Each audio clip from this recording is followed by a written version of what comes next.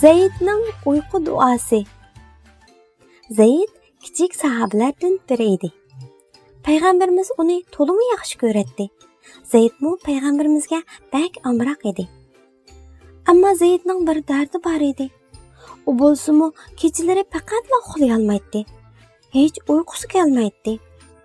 Bütün jonivorlar, yana qushlar daraxtda, qo'zichoqlar qo'tonlarida, shirin tushlarga g'arq bo'ladigan, hatto tuyg'ularmi uxlaydigan kechalarda faqat Zeydning uyqusi kelmaydi. Zeyd yulduzlarni sanab boqdi. Yulduzlar nim degan ko'p ha? Ammo Zeydning yana uyqusi kelmayotdi. Zeyd endi bardoshlik bera olmagandek qiladi. Bir kuni ant deganda Zeyd payg'ambarimizning yeniga bordi. Chunki kimning bir dardi bo'lsa, payg'ambarimizni izlaydi. "Men kechalari uxlay olmayapman, ey Allohning elchisi", deb holati Zeyd.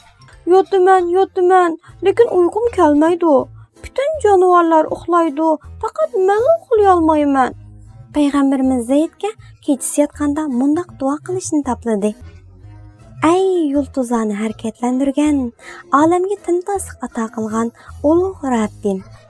Ko'zlarimga uyqu, kechamga huzur bergin."